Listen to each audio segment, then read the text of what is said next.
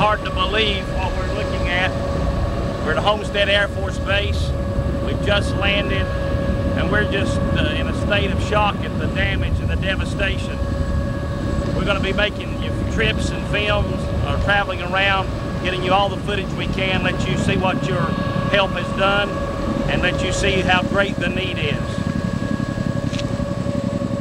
One of the things that we want to try to do while we're starting the program today, yes, sir, is give folks the history of Hearts with Hands. It began during Hurricane Andrew, yes, sir, in Homestead, Florida, and that was in 1992. And we took the big old gospel tent down there, set it up, and that became the distribution center, the hub for all the folks there for relief efforts and supplies given. And all of that was brought to that location. It became the distribution center, the hub for all the folks there for relief efforts and supplies given. And all of that was brought to that location. And so that was a long time ago for you and I. Yes. And your dad was there. Yes, even Ralph Sexton Sr. was there. Yes, sir. And the founder, Ralph Sexton. Yes. And that's where Hearts with Hands was birthed out of, right, was through that relief effort. And I think your grandmother yes, was one of the ones, as Brother Ralph asked her, what yes, can we name this? So they were sitting in their living room here right outside of Asheville in Lester, North Carolina. And my grandmother, who's in heaven now today, she said, what about Hearts with Hands? And my granddaddy told me, my goodness, that's perfect. Let's do it. Let's go for that name. And so it stuck. And here we are.